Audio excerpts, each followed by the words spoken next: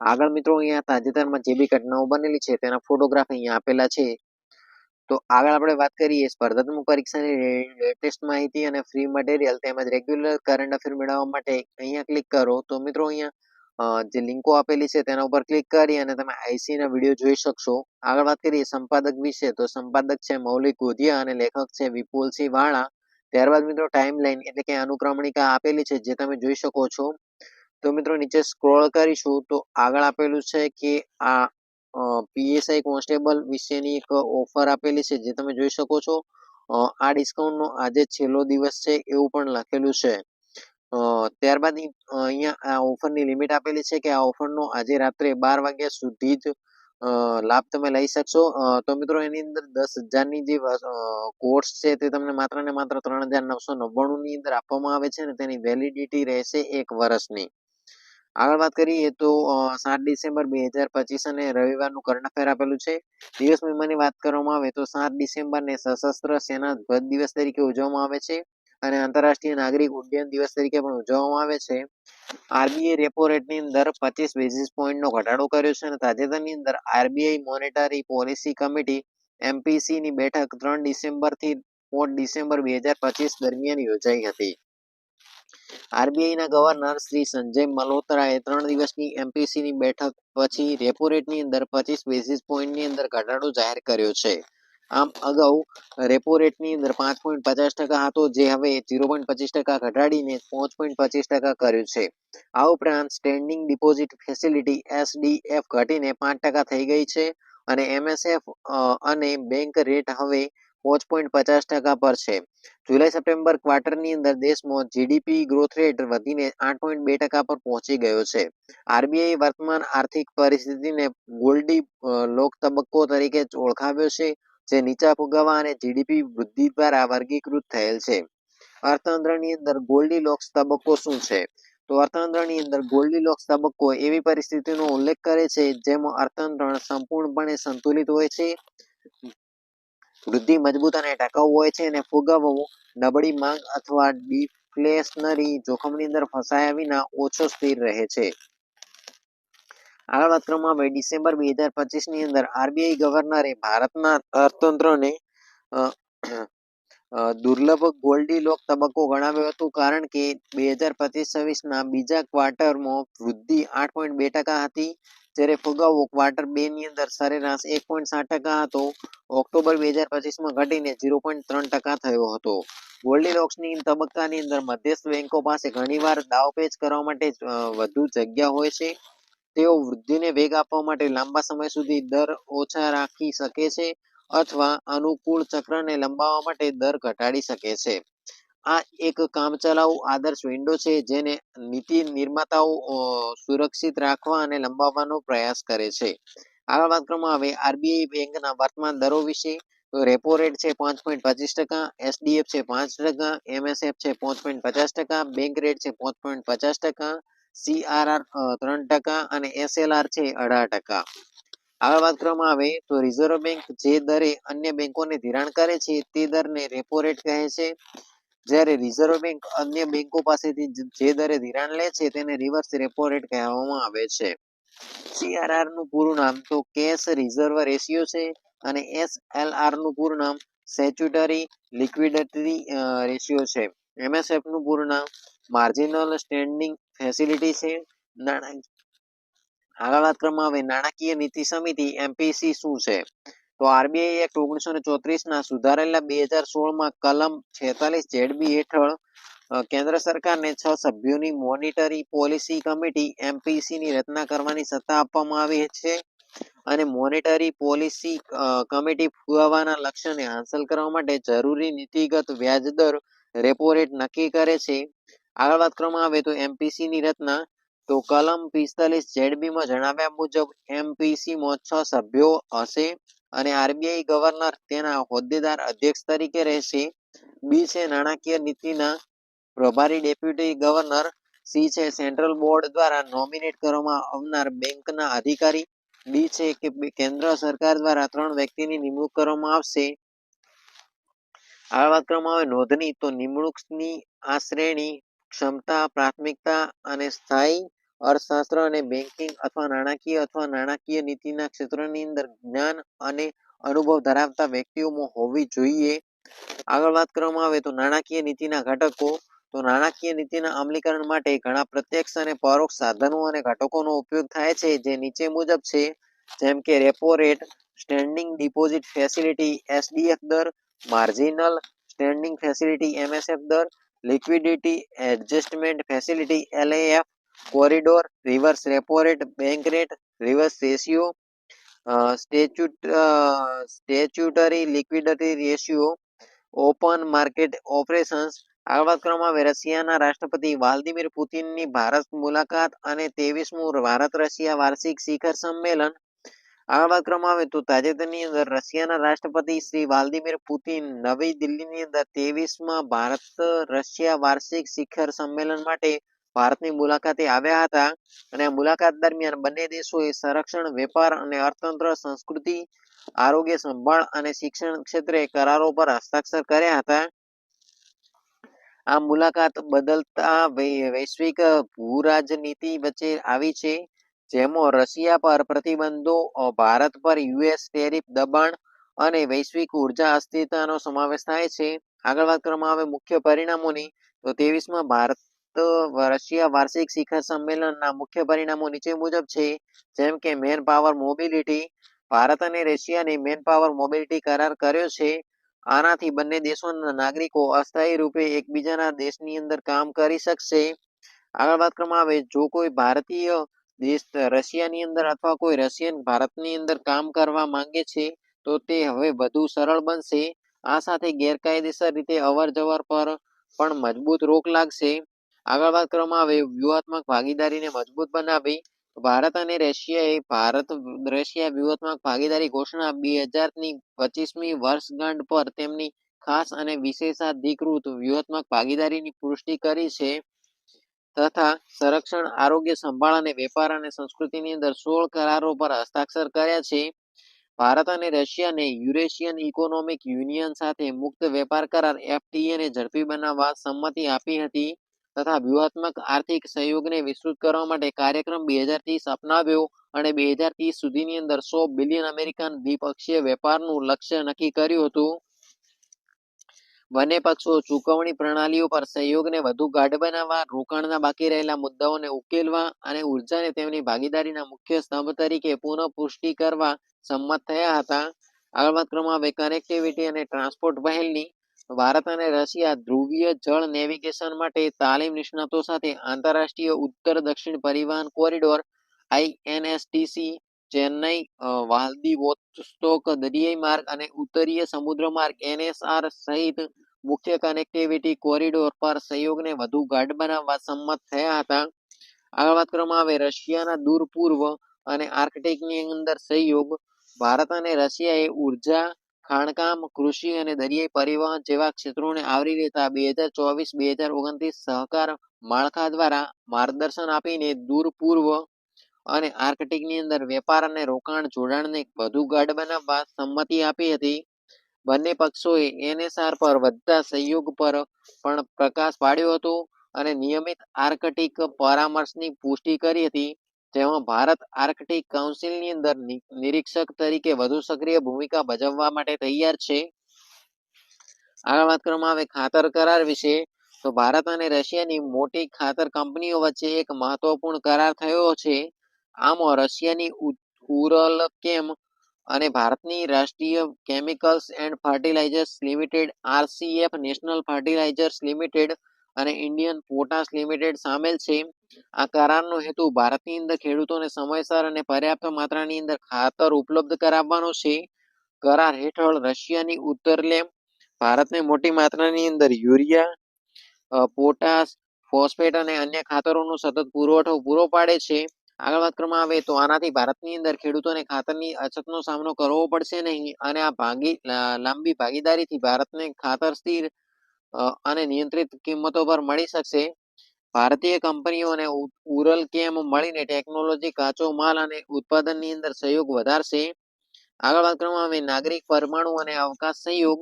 તો ભારત અને રશિયા પરમાણુ ઉર્જાની અંદર સહયોગને વધુ ગાઢ બનાવવા સંમત થયા હતા, જેમાં સંપૂર્ણ બળચક્ર બળતણ ચક્ર, કુડનકુલ પરમાણુ ઉર્જા પ્લાન્ટ સાથે સમર્થન અને ભવિષ્યની અંદર ઉચ્ચ ટેકનોલોજી એપ્લિકેશનનો સમાવેશ થાય છે, જે 2047ની અંદર 100 ગીગાવોલ્ટ પરમાણુ ક્ષમતા સુધી પહોંચવાના ભારતના લક્ષ્ય સાથે સુસંગત છે.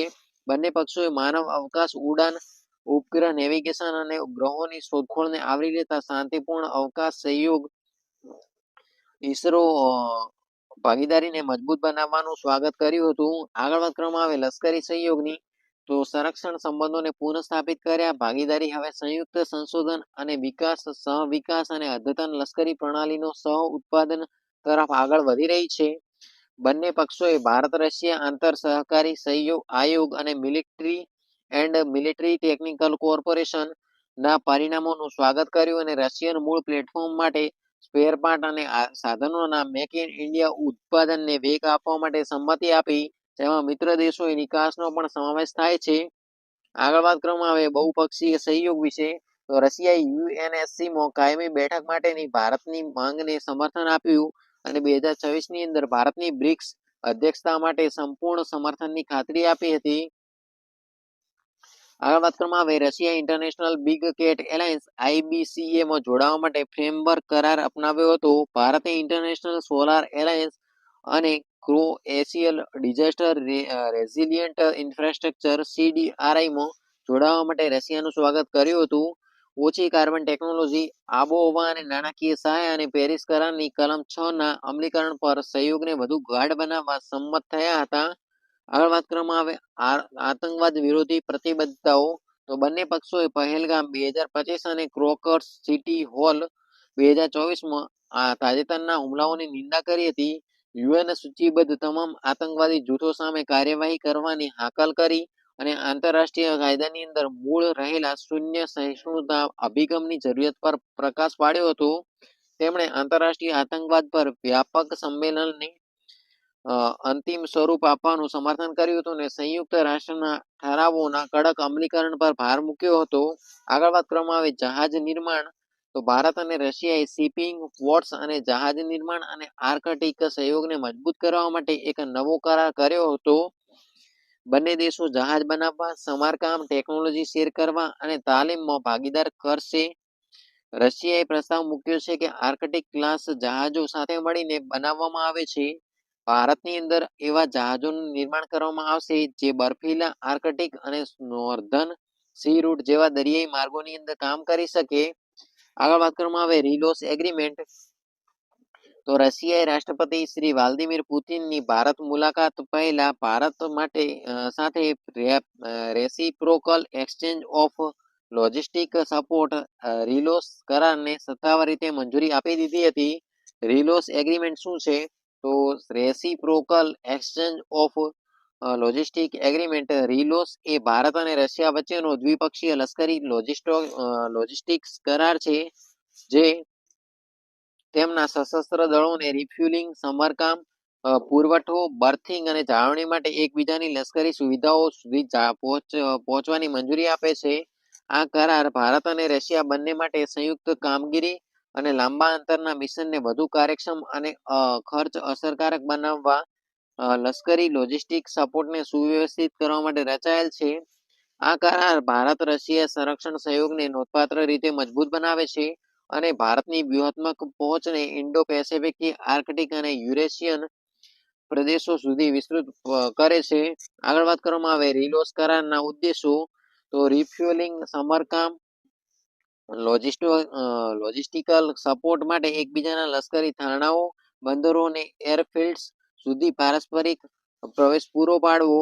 આગળ વાત કરવામાં આવે મહત્વની, તો સતત કામગીરી, તો યુદ્ધ અને શાંતિ સમયના બંને મિશન દરમિયાન સૈનિકો, યુદ્ધ જહાજો અને વિમાનો માટે બર્થિંગ સુવિધાઓ પૂરી પાડવા, પુરવઠાની ફરી ભરપાઈની સુવિધા આપે છે. આગળ વાત કરવામાં આવે વ્યૂહાત્મક લાભો, તો તે યજમાન રાષ્ટ્રના હાલના લોજિસ્ટિક્સ નેટવર્કના સરળ ઉપયોગને સક્ષમ કરશે. કટોકટીની અંદર ઝડપથી પ્રતિસાદ આપવાની ક્ષમતા વધારે છે. તે બંને દેશોની સૈન્ય કામગીરીને વ્યૂહાત્મક ધાર પ્રદાન કરશે, જેનાથી સમગ્ર મિશન ખર્ચની અંદર ઘટાડો થશે. આગળ વાત કરવામાં આવે વિસ્તૃત લશ્કરી પહોંચ, તો વ્યૂહાત્મક રીતે મહત્વપૂર્ણ પ્રદેશની અંદર ભારતની દરિયાઈ પહોંચ અને પ્રભાવને વધારે છે. મેરીટાઈમ ડોમેન એવેરનેસ, MDA ને વેગ આપવા માટે વહેંચાયેલ લોજિસ્ટિક સુવિધાઓ અને દેશોની પરિસ્થિતિની જાગૃતિ વધારવા દરિયાઈ પ્રવૃત્તિઓ માટે વધુ સારી માહિતીની આપલે કરે છે. આગળ વાત કરવામાં આવે ક્વાડ એગ્રીમેન્ટ સંતુલન, તો રિલોઝ ભારતના ક્વાડ દેશો સાથેના લોજિસ્ટિક્સ કરારો અને રશિયાના નોન ક્વાડ વલણને સંતુલિત કરે છે. તે ભારત અને રશિયા બંને માટે અમેરિકાનો પ્રભાવ અને ચીનની પ્રાદેશિક ભૂમિકાને સંતુલન કરે છે. વૈજ્ઞાનિક આંતર જોડાણો, તો આર્કટિકની અંદર ભારતની પ્રાથમિક પ્રવૃત્તિઓ આર્કટિક સમુદ્રી બરફ પીગળવા, ભારતીય ચોમાસાની પ્રણાલીમાં અંદર થતો ફેરફારો વચ્ચેના વૈજ્ઞાનિક આંતર સંબંધોને સમજવા પર કેન્દ્રિત છે.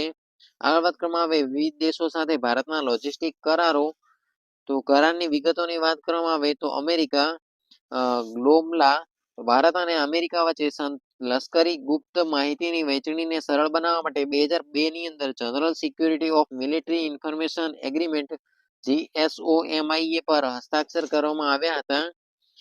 આગળ વાત કરવામાં આવે logistic exchange memorandum of agreement LEMOA 2016, તે લશ્કરી લોજિસ્ટિક સુવિધાઓના પરસ્પર ઉપયોગની મંજૂરી આપે છે. મૂળભૂત વિનિમય અને સહકાર કરાર BECA 2020, તે ભારતને US જીઓસ્પેરિયલ ઇન્ટેલિજન્સ ડેટાની એક્સેસ પ્રદાન કરે છે. આગળ વાત કરવામાં આવે કોમ્યુનિકેશન કોમ્પેબિલિટી એન્ડ સિક્યુરિટી એગ્રીમેન્ટની, તો મિત્રો અહીંયા માહિતી આપેલી છે. આગળ વાત કરવામાં આવે ફ્રાન્સ, તો સંયુક્ત કવાયત ફોર્ટ મુકાબલો માનવતાવાદી પ્રયાસો અને દરિયાઈ ગુપ્ત માહિતીની વહેંચણી દરમિયાન લોજિસ્ટિકલ સપોર્ટની સુવિધા આપે છે. અને ઓસ્ટ્રેલિયા MLSA 2020, તે ઇન્ડો પેસિફિક મેરીટાઈમ સહકાર માટે સહિયારી દ્રષ્ટિ પર ભાર મૂકે છે. આગળ વાત કરવામાં આવે જાપાનની, તો SESA સશસ્ત્ર દળો વચ્ચે સેવાઓ અને પુરવઠાના નજીકના સંકલનને મંજૂરી આપે છે. આગળ વાત કરવામાં આવે ભારત રશિયા સંબંધોની, તો ભારત અને સોવિયત સંઘ USSR વચ્ચે મજબૂત વ્યૂહાત્મક લશ્કરી આર્થિક અને રાજદ્વારી સંબંધો હતા. સોવિયત યુનિયનના વિઘટન પછી રશિયાએ ભારત સાથેના ગાઢ સંબંધો વારસામાં મળ્યા હતા. તેના પરિણામે બંને રાષ્ટ્રો વચ્ચે વિશેષ સંબંધ ધરાવે છે. ભારત અને રશિયા બંને આ સંબંધને વિશેષ અને વિશેષાધિકૃત વ્યૂહાત્મક ભાગીદારી તરીકે ઓળખે છે. આગળ વાત કરવામાં આવે તો પરંપરાગત રીતે ભારત રશિયન વ્યૂહાત્મક ભાગીદારી 5 ઘટકો પર બાંધવામાં આવી છે. રાજકીય સંરક્ષણ, નાગરિક પરમાણુ ઉર્જા, આતંકવાદ વિરોધી સહકાર અને અવકાશ. આગળ વાત કરવામાં આવે IRIGC, ભારત રશિયા આંતર સરકારી આયોગ એ મુખ્ય સંસ્થા છે જે બંને દેશો વચ્ચે સહકારી બાબતોનું સંચાલન કરે છે. આગળ વાત કરવામાં આવે તો બંને દેશો UN, બ્રિક્સ, G20 અને SCO સહિતની આંતરરાષ્ટ્રીય સંસ્થાઓના સભ્યો છે. ભારતનું દૂતાવાસ મોસ્કોની અંદર છે, જે કોન્સ્યુલેટ જનરલ સેન્ટ પીટર્સબર્ગ અને વ્લાદિવોસ્ટોકમાં છે. રશિયાનું દૂતાવાસ નવી દિલ્હીની અંદર આવેલું છે તથા 6 કોન્સ્યુલેટ જનરલ ચેન્નઈ, ગોવા, હૈદરાબાદ, કોલકાતા, મુંબઈ અને તિરુવનંતપુરમની અંદર છે. વર્ષ 1971 ની અંદર પાકિસ્તાન સાથેના યુદ્ધ સમયે સોવિયત યુનિયન ભારત સાથે રહ્યું હતું. વર્ષ 1998 ની અંદર યુક્રેને ભારતના પરમાણુ પરીક્ષણનો વિરોધ કર્યો હતો અને UN ઠરાવ 1172 ની તરફેણની અંદર મતદાન કર્યું હતું, પરંતુ રશિયા આ સમયે પણ ભારત સાથે રહ્યું હતું.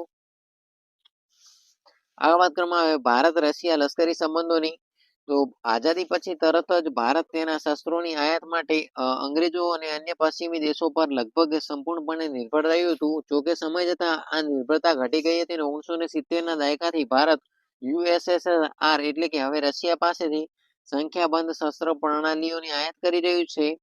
રશિયાએ ભારતને પરમાણુ સબમરીન એરક્રાફ્ટ કેરિયર્સ, ટેન્કો, બંદૂકો, ફાઇટર જેટ વગેરે મહત્વપૂર્ણ શસ્ત્રો ભારતને સમયાંતરે પૂરા પાડ્યા છે. જે એક અંદાજ મુજબ ભારતીય સશસ્ત્ર દળોની અંદર રશિયન મૂળના શસ્ત્રો અને પ્લેટફોર્મનો હિસ્સો 85% સુધી છે. રશિયા અમેરિકા પછી વિશ્વનો બીજો સૌથી મોટો શસ્ત્ર નિકાસકાર છે. શસ્ત્રોની હેરાફેરીની બાબતની અંદર ભારત રશિયાનો સૌથી મોટો આયાતકાર દેશ છે. ભારત રશિયા પાસેથી કયા સંરક્ષણ સાધનો ખરીદે છે? તો પહેલું છે સબમરીન. ભારત તેની પ્રથમ સબમરીન પણ સોવિયત સંઘ પાસેથી મળી હતી. USSR પાસેથી મળેલી પ્રથમ ફોકસ ટ્રોલ ક્લાસ સબમરીન વર્ષ 1967 ની અંદર INS કલવરી તરીકે ભારતીય સેનાની અંદર દાખલ થઈ હતી. આગળ વાત કરવામાં આવે તો ભારતીય નૌકાદળ પાસે કુલ 16 પરંપરાગત ડીઝલ ઇલેક્ટ્રિક સબમરીનમાંથી 8 સોવિયત મૂળની કિલો વર્ગની છે. આગળ વાત કરવામાં આવે તો ગેટ્સ અને ગાઇડેડ મિસાઇલ ડિસ્ટ્રોયર્સ. આગળ વાત કરવામાં આવે તો નેવીના 10 ગાઇડેડ મિસાઇલ ડિસ્ટ્રોયર્સમાંથી 4 રશિયન કાસિન ક્લાસના છે અને 17 યુદ્ધ જહાજોમાંથી 6 રશિયન તલવાર ક્લાસના છે. આગળ વાત કરવામાં આવે તો ભારતની સેવાની અંદર પ્રસિદ્ધ એરક્રાફ્ટ કેરિયર આઈએનએસ વિક્રમાદિત્ય એ સોવિયત નિર્મિત કીવી ક્લાસ જહાજ છે જે 2013 ની અંદર ભારતીય નૌકાદળની અંદર સામેલ કરવામાં આવ્યું હતું. આગળ વાત કરવામાં આવે તો ભારતનું મહત્વનો મિસાઇલ પ્રોગ્રામ રશિયા અને સોવિયત યુનિયનની મદદથી વિકસાવવામાં આવ્યો હતો અને બ્રોમોસ મિસાઇલને ભારતે રશિયા સાથે સંયુક્ત રીતે વિકસાવી છે. આ ઉપરાંત રશિયાએ S-400 એન્ટી મિસાઇલ જેવી ઉચ્ચ ટેકનોલોજી પ્રદાન કરી છે. આગળ વાત કરવામાં આવે તો ફાઇટર એરક્રાફ્ટની તો ભારતીય વાયુસેનાની અંદર 667 aircraft fighter ground attack FGA કાફલાની અંદર 71% મૂળ રશિયન મૂળ છે, જેમાં 39% SU જેની અંદર કહેવામાં આવે તો સુખોઈ 22% મિગ 215 અને 9% મિગ 29S છે. સેવાની અંદર તમામ 6 એર ટેન્કર રશિયન બનાવટના I-1L78S છે.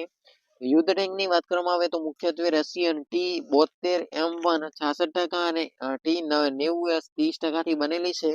આ વાત કરવામાં આવે રાઇફલ્સની તો ભારત અને રશિયાએ ઓગસ્ટ 2021 ની અંદર AK-103 રાઇફલ ખરીદવાના કરાર પર હસ્તાક્ષર કર્યા હતા અને આ કરાર અંતર્ગત ભારતીય સેના માટે રશિયા પાસેથી સંખ્યાબંધ AK-103 શ્રેણીની એસોલ્ટ રાઇફલો ખરીદવામાં આવી રહી છે. આ અગાઉ વર્ષ 2019 ની અંદર ભારતના વડાપ્રધાન શ્રી નરેન્દ્રભાઈ મોદીએ ઉત્તર પ્રદેશના અમેઠી ખાતેના AK-203 એસોલ્ટ રાઇફલ કારખાનાનું ઉદ્ઘાટન કર્યું હતું, જે વર્તમાનની અંદર કાર્યરત છે. આ વાત કરવામાં આવે પરીક્ષાલક્ષી સંભવિત પ્રશ્નોની તો ભારતની અંદર સશસ્ત્ર સેના ધ્વજ દિવસ તરીકે કયો દિવસ ઉજવાય છે તો સી 7 ડિસેમ્બર. સંયુક્ત રાષ્ટ્ર દ્વારા આંતરરાષ્ટ્રીય નાગરિક ઉડ્ડયન દિવસ તરીકે કયો દિવસ ઉજવવામાં આવે છે તો સી 7 ડિસેમ્બર. આ વાત કરવામાં આવે તાજેતરની અંદર આરબીઆઈ ડિસેમ્બર 2025 ની અંદર તેની મોનેટરી પોલિસી કમિટી MPC ની બેઠક યોજી હતી, જેમાં રેપો રેટની અંદર 25 બેઝિસ પોઈન્ટનો ઘટાડો જાહેર કર્યો હતો. આ અંતર્ગત વર્તમાન રેપો રેટ એ 5.25% છે. 23મું વાર્ષિક ભારત રશિયા દ્વિપક્ષીય શિખર સંમેલન 2025 યોજાયું હતું તો સી નવી દિલ્હી. આગળ વાત કરવામાં આવે તો reciprocal exchange of logistic support ને ભારત અને કયા દેશ વચ્ચે નો લશ્કરી લોજિસ્ટિક શેરિંગ કરાર છે તો ડી રશિયા. આગળ વાત કરવામાં આવે તો મિત્રો અહીંયા એક જાહેરાત આપેલી છે, જેની અંદર તમે જોઈ શકો છો કે 10,000 નો કોર્સ તમને 3,999 માં મળી રહ્યો છે, જેની વેલિડિટી રહેશે 1 વર્ષની. આગળ વાત કરવામાં આવે 8 ડિસેમ્બર 2025 અને બુધવાર મંડેના કરંટ અફેર વિશે.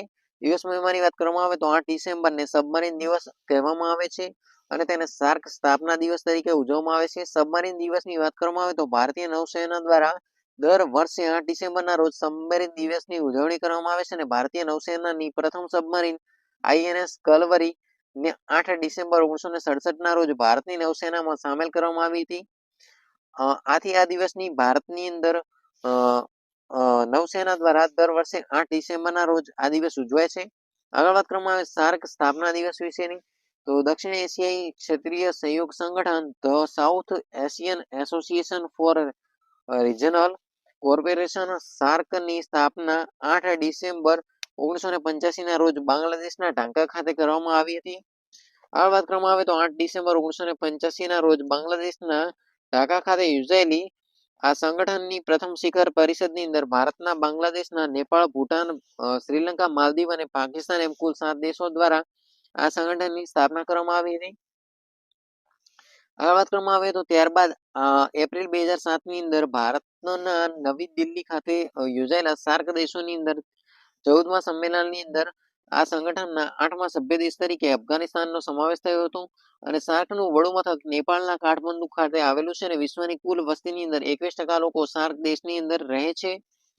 આગળ વાત કરવામાં આવે તો તાજેતરની અંદર national centre for radio astrophysics Tata institute of fundamental research પુણેના સંશોધકોએ અલકનંદા નામની એક સર્પાકાર ગેલેક્સી શોધી કાઢી છે. તે લગભગ 12 અબજ પ્રકાશ વર્ષ દૂર છે તેનું નામ હિમાલયની નદી અલકનંદા અને આકાશગંગા માટેના હિન્દી શબ્દ પરથી રાખવામાં આવ્યું છે. નાસાના જેમ્સ વેબ સ્પેસ ટેલિસ્કોપનો ઉપયોગ કરીને તેની શોધ કરવામાં આવી હતી.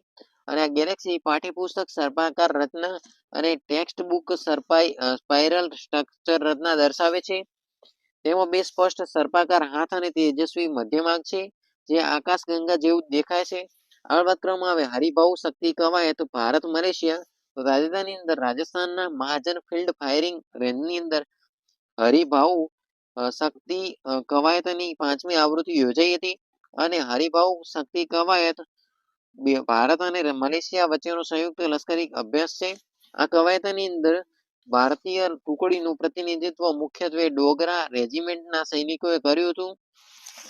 અને કવાયતનો ઉદ્દેશ સંયુક્ત રાષ્ટ્રના આદેશના પ્રકરણ VIA હેઠળ સબ કન્વેન્શનલ ઓપરેશનના આચરણનું સંપૂર્ણ રીતે રિહર્સલ કરવામાં આવ્યું છે.